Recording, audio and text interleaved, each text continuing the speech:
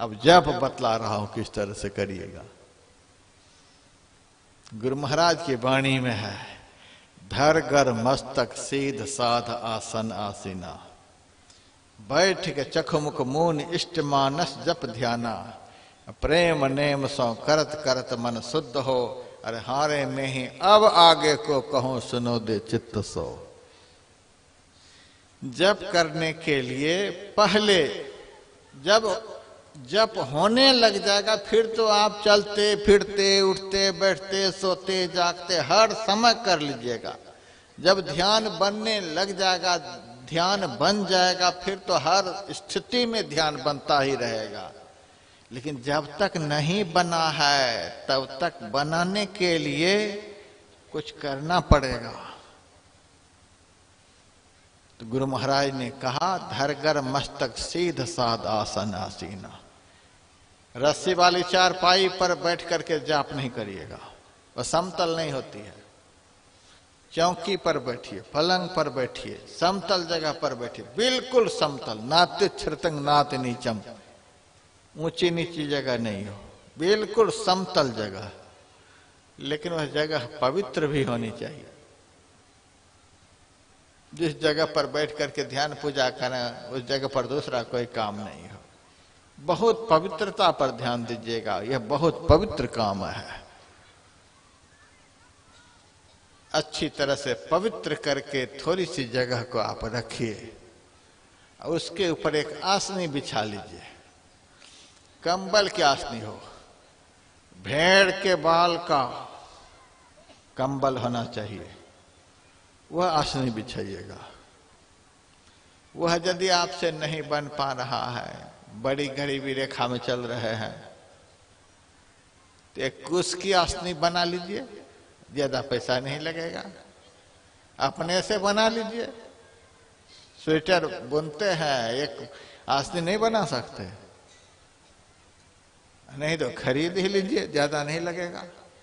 कुश की आसनी बिछा लीजिए।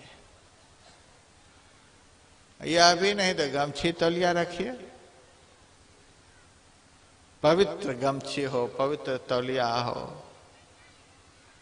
यह भी नहीं बने तो एक सीमेंट की बोरी को ही धो करके पवित्र करके रखिए। और वह भी आपके पास नहीं है तो अभी हमारी जन्मभूमि थाना बेहपुर के पास औलिया में है, वहां आश्रम बन रहा, हजारों बोरी सीमेंट अब तक में लग चुके हैं। ले आइएगा, सब रखा हुआ है,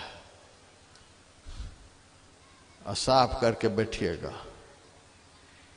कहने का भाव है एक आसनी तो जरूर होनी चाहिए, दूसरे के आसनी पर कभी नहीं बैठिएगा।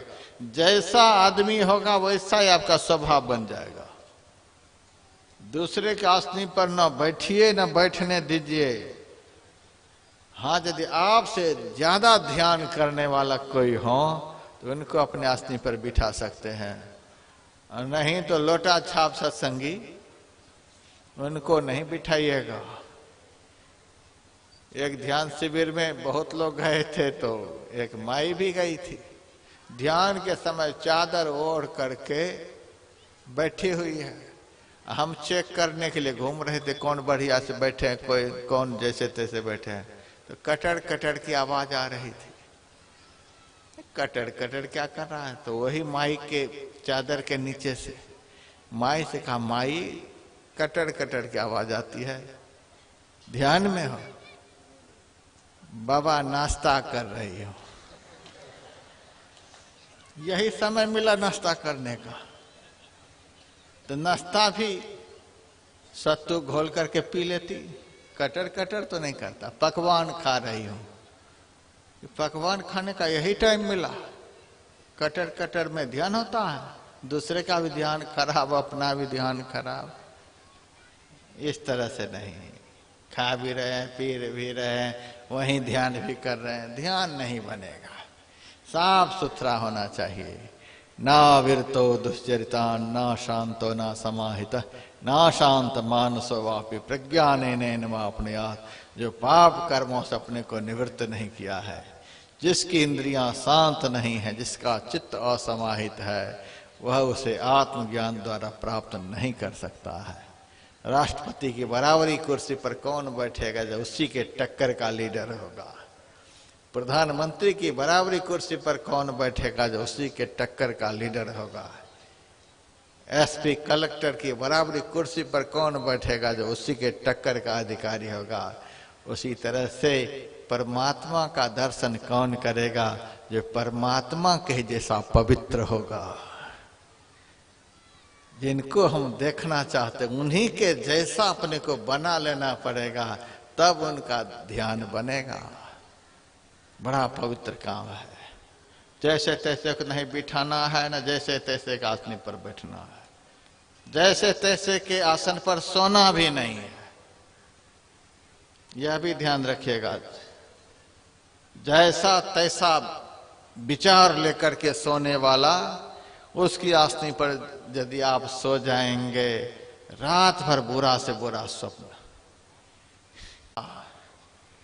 भैंस की तरह किसी के भी बिस्तर पर सो जाए, किसी के बिस्तर पर सो जाए, न महिलाओं का परहेज है, न पुरुष का परहेज है, किसी का परहेज नहीं। जब नींद झोंके बस किसी पर सो जाए, पागल बन गया, वो पागल हो गया।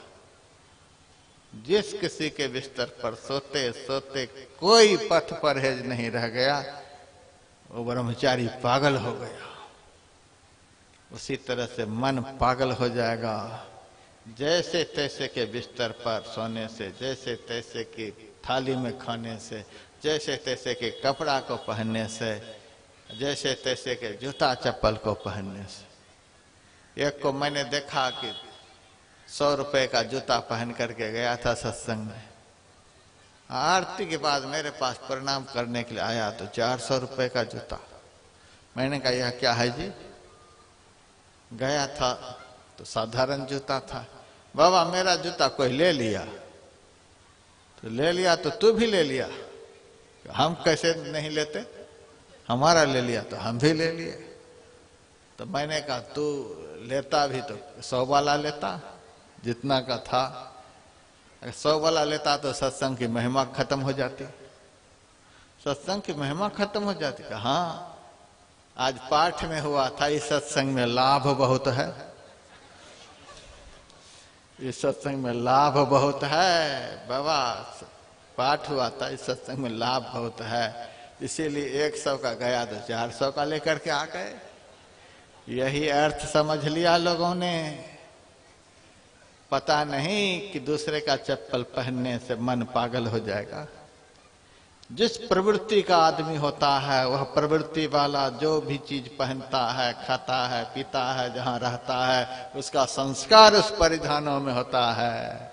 यदि उस परिधानों का प्रयोग आप करेंगे तो आपका भी मन वैसा ही हो जाएगा। यदि चोरी हो गई तो हो गई, जाने तो उन्हीं के भाग्य में था। 100 रुपए में आप क्या दरिद्र हो जाएंगे? चोरी करने वाला कभी भी राजा नहीं हुआ है, चोर कभी राजा नहीं हुआ है, और दाता कभी दरिद्र नहीं हुआ है। देने वाला, दान करने वाला आज तक कभी दरिद्र नहीं हुआ, और भिखमंगा कभी आज तक राजा नहीं हुआ है। यह ध्यान में रखिए। यदि कोई ले गया तो राजा नहीं बनेगा, वह दरिद्र का दरिद्र ही रहेगा, वह चोर ही रहेगा। आपका ले गए, आप दाता हैं, संतोष मान लीजिए। गुरु महाराज आपके जीवन में ऐसी व्यवस्था कर देंगे, आप एक की जगह पर 10 जूते दान कर सकते हैं। इतना कर लीजिएगा।